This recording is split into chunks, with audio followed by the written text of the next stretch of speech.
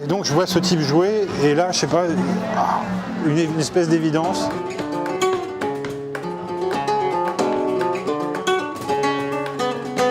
Je suis passé par le tango argentin, je suis passé par la musette, le jazz manouche, pas mal de musique classique. Et puis le hasard des choses a fait que je rencontre un guitariste de flamenco dans une soirée privée dans laquelle je jouais.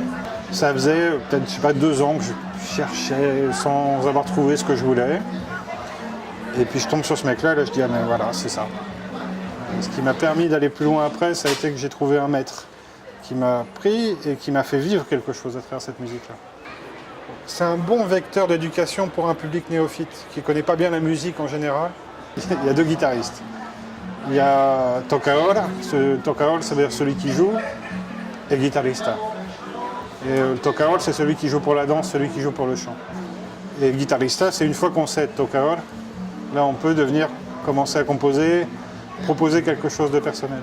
Et donc voilà, 99% c'est tocador, 1% guitariste.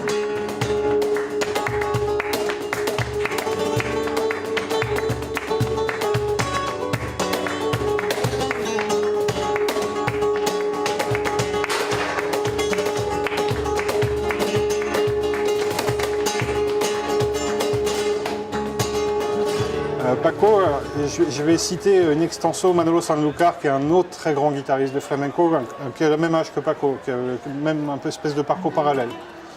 Il dit de Paco de Lucía que c'est la définition parfaite d'une étoile.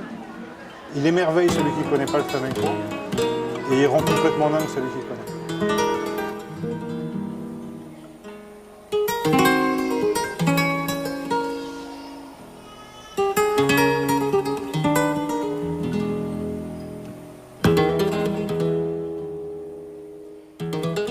Il fait partie pour moi de ces musiciens un peu comme Miles Davis ou comme Coltrane dans le jazz, qui sont pas des musiciens d'un album, mais des musiciens d'une vie. C'est-à-dire que pour comprendre l'impact de Paco sur son époque, il faut écouter toute sa discographie.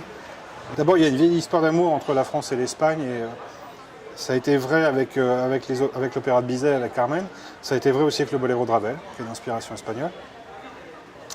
Et puis, dans les années 60, il y a eu une espèce de sympathie aussi d'une gauche intellectuelle en France qui était solidaire du peuple espagnol, qui était en plein dans le franquisme, et donc qui accueillait les artistes espagnols qui essayaient de foutre le camp d'Espagne parce que c'était pas un endroit sympa pour vivre.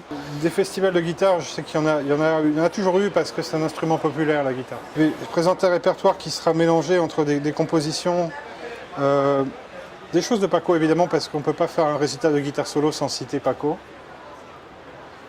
Et des choses d'autres guitaristes aussi. Et puis il y a des moments où je ne serai pas seul, il y a Alberto Garcia, le chanteur, qui sera là aussi pour illustrer aussi ce que c'est que le chant, la place du chant dans cette musique-là, qui est vraiment la place la plus centrale.